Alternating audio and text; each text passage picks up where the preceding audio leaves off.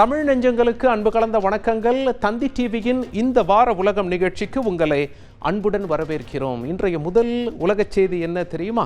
நாமெல்லாம் முன்பு ஒரு காலத்தில் சொல்லியிருப்போம், ஸ்கைப்பில் கூப்பிடுங்க, அப்படி ஸ்கைப்பில் கால் பண்ணுங்கள், வீடியோ கால் வாங்க அப்படின்னு சொல்லியிருப்போம். ஆனால் இப்போல்லாம் ஸ்மார்ட் ஃபோன் காலம், ஸ்மார்ட் ஃபோன்லேயே நம்ம வீடியோ கால் பண்ணிக்கிறோம், ஆடியோ கால் பண்ணி பேசிக்கிறோம்.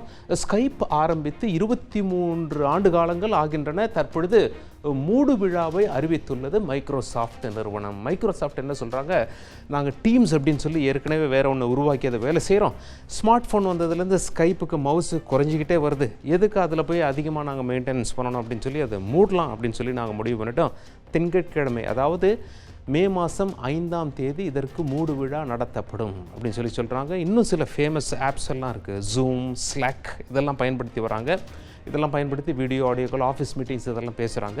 அதனால் காம்படிஷனுக்கு ஏற்ற மாதிரி நாங்களும் இருக்கணும் அப்படின்னு சொல்லி மைக்ரோசாஃப்ட் நாங்கள் டீம்ஸில் ஃபோக்கஸ் பண்ண போகிறோம், ஸ்கைப்புக்கு மூடு விழா செய்கிறோம் என்று அறிவித்திருக்கிறார்கள். இனிமேல் நீங்கள் ஸ்கைப்பில் கால் பண்ணுறீங்களா அப்படின்னு சொல்லி யாரையும் கேட்டுறாதீங்க, ஸ்கைப் இருக்காது. நீங்கள் தற்பொழுது இந்த திரையில் பார்த்து கொண்டிருக்கும் காட்சி, இந்தியா போர் விமானத்தை சாதாரண ஹைவேல எப்படி இறக்குவது என்று வெற்றிகரமாக ஒத்திகை பார்த்த காட்சி.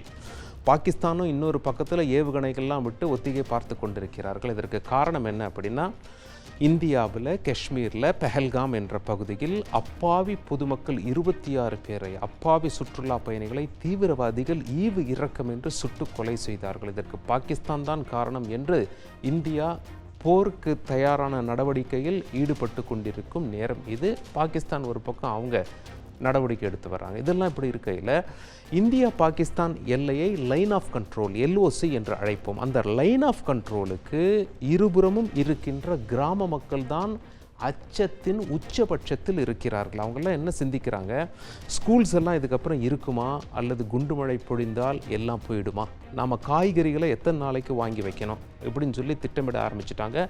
அது மட்டும் இல்லை, நம்ம ஊரில் நம்ம எப்படியாவது ஒரு வீடு கட்டி முடிச்சிடணும்னு நம்ம என்ன வச்சுருப்போம்ல, அந்த எல்லை பகுதி மக்கள் என்ன சொல்கிறாங்க, நம்ம சாதாரண வீட்டோடு சேர்த்து ஒரு பங்கரை எப்படியாவது கட்டிடணும்.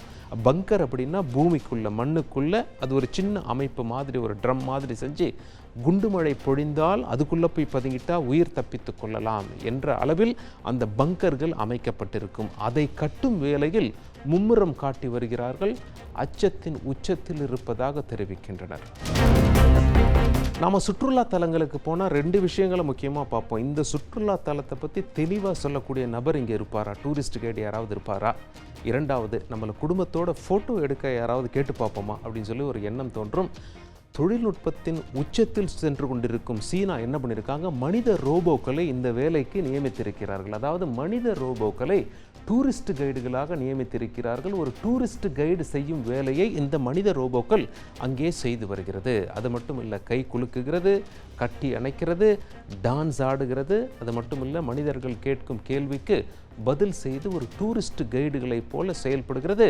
மனிதர்களுக்கு ஃபோட்டோவும் எடுத்து கொடுக்கிறது.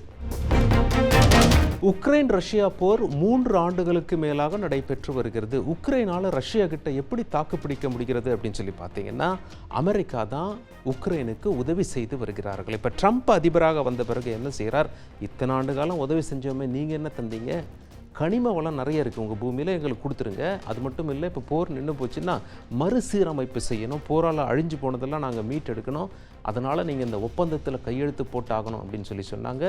ஏற்கனவே வெள்ளை மாளிகையில் சந்தித்த அந்த சந்திப்பானது மோதலில் முடிந்து விட்டது. பிறகு வேட்டிக்கனில் சந்தித்தார்கள், அது சுமூகமாக நடைபெற்றதாக சொல்லப்பட்டது. அதன் பிறகு இந்த ஒப்பந்தம் கையெழுத்தாகி இருக்கிறது. கனிம வள ஒப்பந்தம் உக்ரைனுக்கும் அமெரிக்காவுக்கும் கையெழுத்தாகி இருக்கிறது. உக்ரைனியர்கள்லாம் என்ன சொல்கிறாங்க அப்படின்னா, எங்களுக்கு வேறு வழி கிடையாதுங்க, நாங்கள் இந்த ஒப்பந்தத்தில் கையெழுத்து போட்டு தான் ஆகணும். காரணம் என்ன அப்படின்னு சொல்லி பார்த்தீங்கன்னா, அமெரிக்காவோடு முதல்ல ட்ரம்ப்போடு நாங்கள் நல்லுறவில் இருக்கணும், அவர் கேட்டதை செஞ்சு கொடுக்கணும். முதல்ல போர் நிறுத்தம் அவசியம், அதை செய்கிறேன்னு சொல்லி ட்ரம்ப் மும்முரமாக இருக்கிறார். புத்தினுக்கும் சில நேரங்களில் சாதகமாக பேசுவதால் புத்தின் கையும் ஓங்கி இருக்கிறது.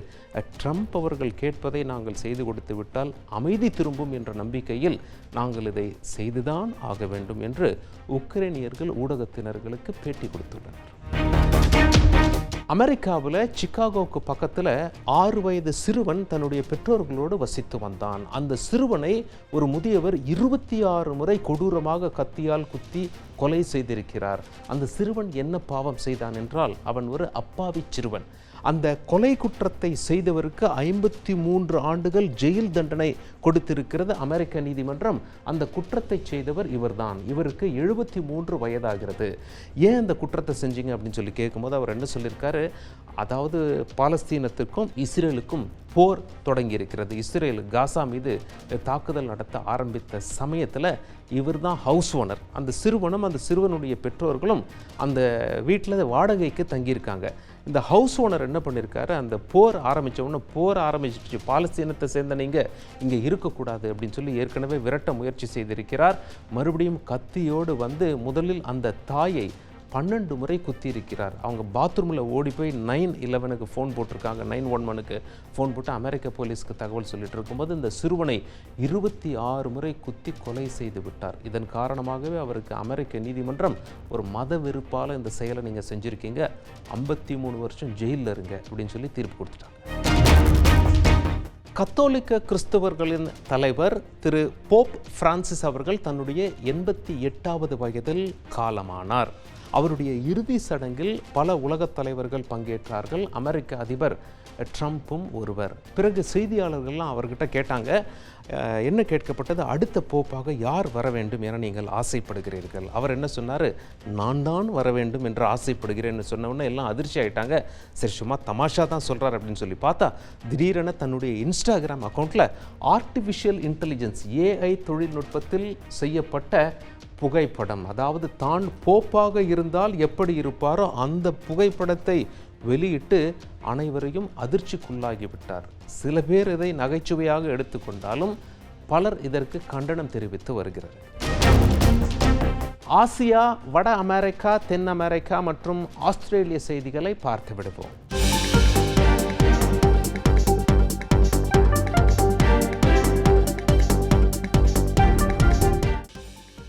பில்போர்ட் 200 குளோபல் தரவரிசையில் இடம் பிடித்த முதல் விர்ச்சுவல் ஆர்டிஸ்ட் என்ற சாதனையை பிளேவ் என்ற கொரிய இசைக்குழு படைத்தது.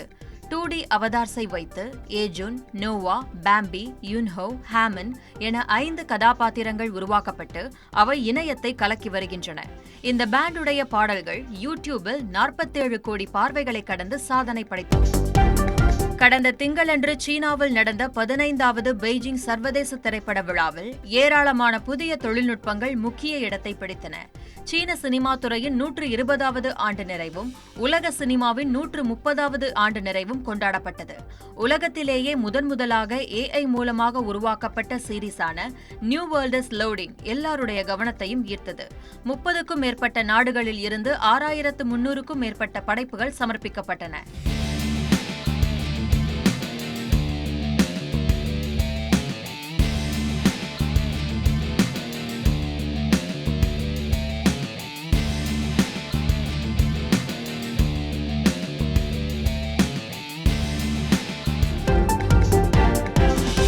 வடகொரியாவில் உழைப்பாளர் தினத்தை ஒட்டி விளையாட்டுப் போட்டிகளும் பொழுதுபோக்கு நிகழ்ச்சிகளும் நடத்தப்பட்டன.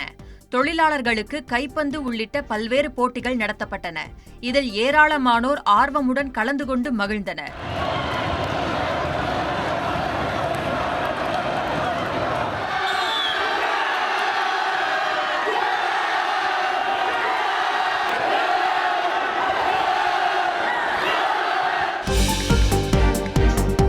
டிராகன் படகுகளின் பிறப்பிடம் என புகழப்படும் மத்திய சீனாவின் ஹுனான் மாகாணத்தில் உள்ள மிலுவோ நகரமானது டிராகன் படகு விழாவுக்காக பரபரப்பாக தயாராகி வருகிறது.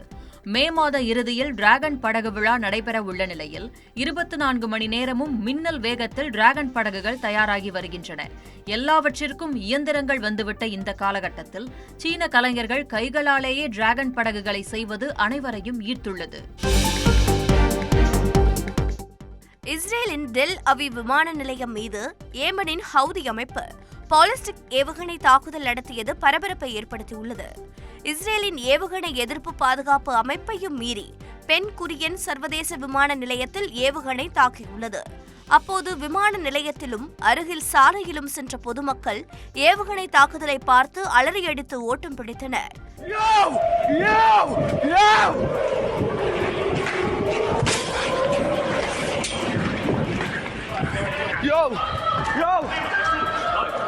இந்த தாக்குதலை தொடர்ந்து விமான நிலையத்தை சுற்றியுள்ள முக்கிய சாலைகள் மூடப்பட்டன.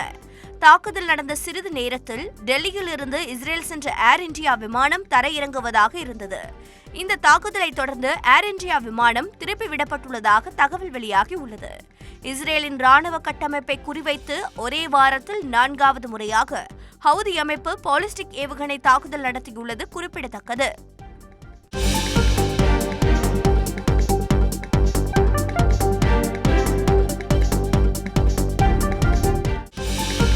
தொழிலாளர் தினத்தை ஒட்டி அர்ஜென்டினாவின் பல்வேறு தொழிற்சங்கங்களைச் சேர்ந்த ஆயிரக்கணக்கான தொழிலாளர்கள் பேரணி நடத்தினர். தெருக்களில் கூட்டம் அலைமோதியது. ஊதிய பேச்சுவார்த்தைகளை தொடங்க கோரி முழக்கங்கள் எழுப்பப்பட்டன.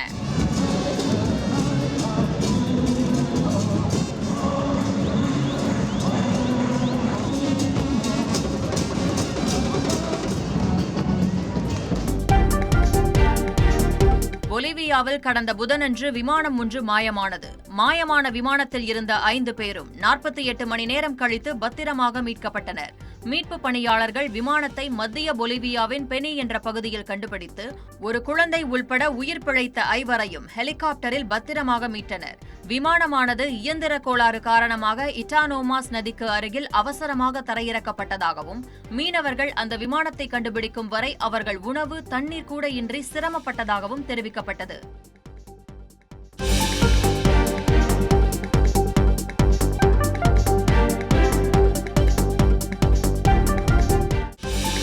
கடந்த செவ்வாயன்று தெற்கு ஆஸ்திரேலியாவில் உள்ள ஆட்ரசன் நகரில் கடலில் கரைக்கு அருகே ஆழமற்ற பகுதியில் சிக்கித் தவித்த ராட்சத சுறாவுக்கு ஒரு தந்தையும் மகனும் உதவி செய்தனர். நாஷ்கோரும் அவரது மகன் பார்க்கரும் கடற்கரைக்கு வந்தவர்களுடன் இணைந்து சுறாவை கடலுக்குள் அனுப்ப வழிவகை செய்தனர்.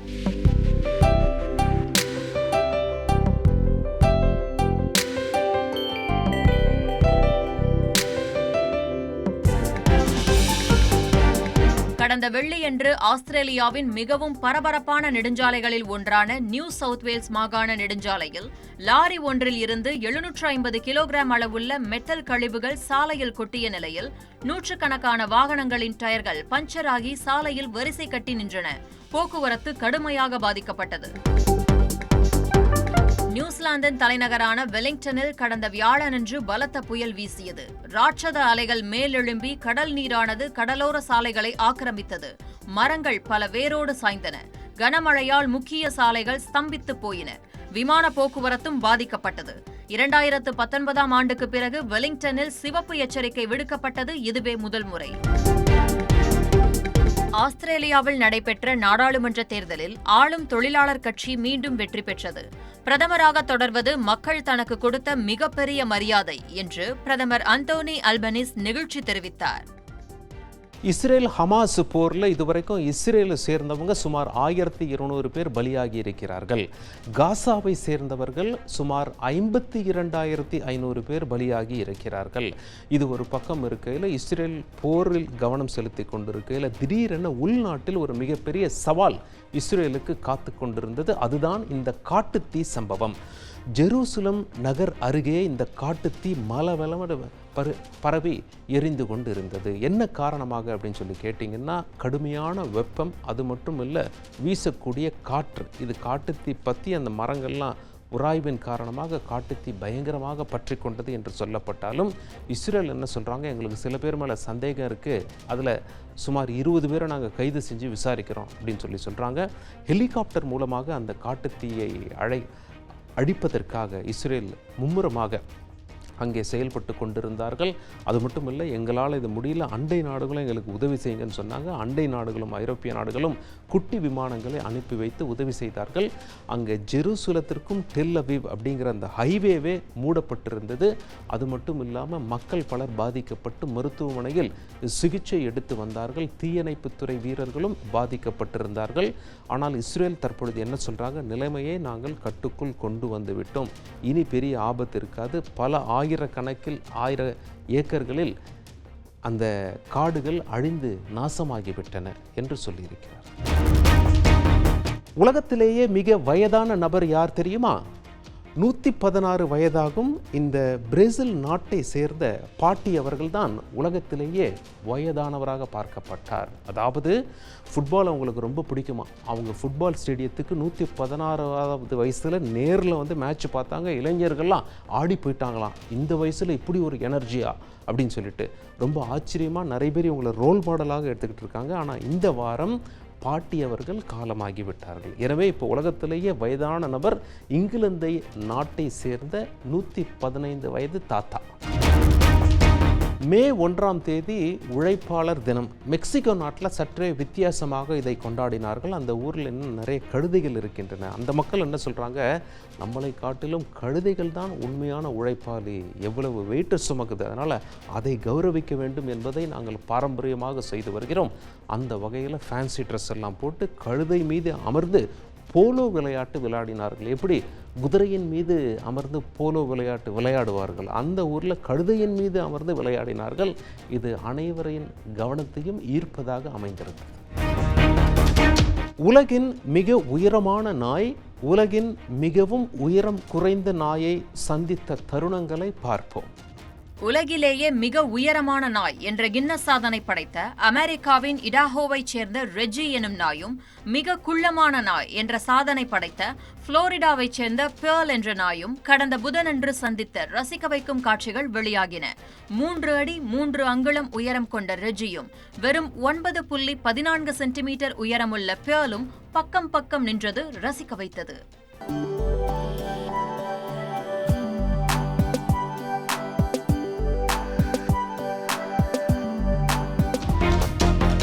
ஐரோப்பா, ஆப்பிரிக்கா மற்றும் அண்டார்டிகா செய்திகளை பார்த்து விடுவோம்.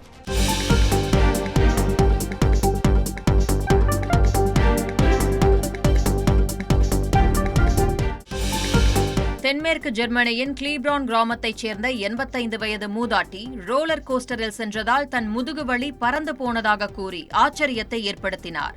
மூதாட்டி உர்செல் தீராத முதுகு வலிக்கு ஒரு தீர்வு கண்டுபிடித்தாராம். ரோலர் கோஸ்டரில் சென்றபோது தனது முதுகு வலியில் இருந்து விடுதலை பெறுவதை அவர் உணர்ந்தாராம். இந்த செய்தி இந்த வாரம் வெளியாகி பெரும் ஆச்சரியத்தை ஏற்படுத்தியது.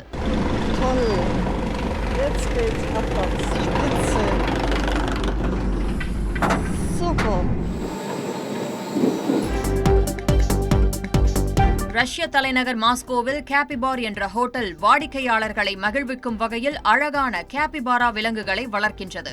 பொதுவாக உணவகத்திற்கு சாப்பிடத்தான் செல்வோம், ஆனால் இந்த ஹோட்டலில் கேபிபாரா விலங்குகளுக்கு உணவூட்ட செல்லலாம். இங்கு கேபிபாரா மட்டுமல்லாது முயல்கள், எலிகளும் அலங்கரிக்கின்றன. ஏராளமான மக்கள் ஆர்வமாக இந்த ஹோட்டலுக்கு வந்து விலங்குகளுக்கு உணவூட்டி மகிழ்ந்தனர்.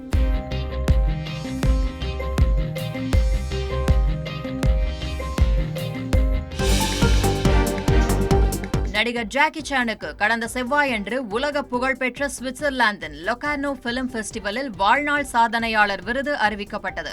நடிகர், இயக்குனர், தயாரிப்பாளர், பாடகர் என பன்முகங்கள் கொண்ட ஜாக்கி சானுக்கு ஆகஸ்ட் 9ஆம் தேதி இவ்விருது வழங்கப்பட உள்ளது.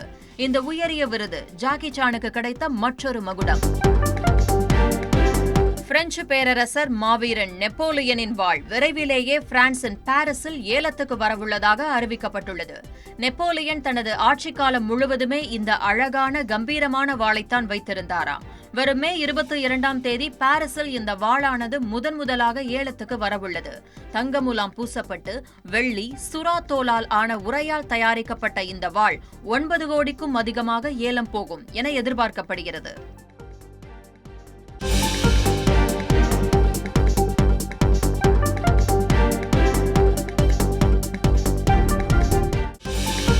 கென்யாவின் தடகள வீராங்கனை ஆக்னஸ் நெகட்டிச் ஜெர்மனியின் ஹெர்சோகெனோராச்சில் நடந்த போட்டியில் பெண்கள் பிரிவில் 10 கிலோமீட்டர் தூரத்தை 30 நிமிடங்களுக்குள் ஓடிய முதல் பெண் என்ற வரலாற்று சாதனையை படைத்தார்.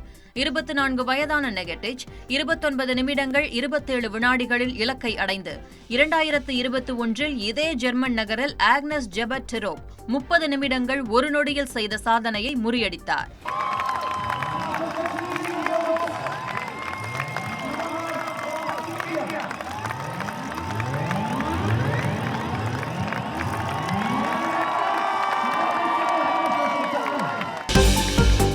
சீனாவின் ஷென்சோ 19 விண்வெளி வீரர்கள் குழுவுடன் விண்வெளியில் மேற்கொள்ளப்பட்ட சோதனைகளின் மாதிரிகள் கடந்த புதனன்று பூமிக்கு வந்து சேர்ந்தன. அவை கூடுதல் ஆராய்ச்சிக்காக பெய்ஜிங்கில் உள்ள விஞ்ஞானிகள் குழுவுக்கு அனுப்பி வைக்கப்பட்டன.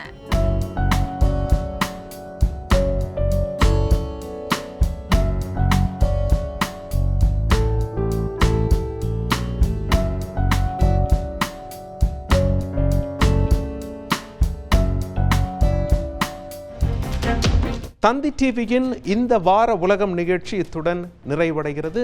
மீண்டும் சந்திப்போம். நன்றி, வணக்கம்.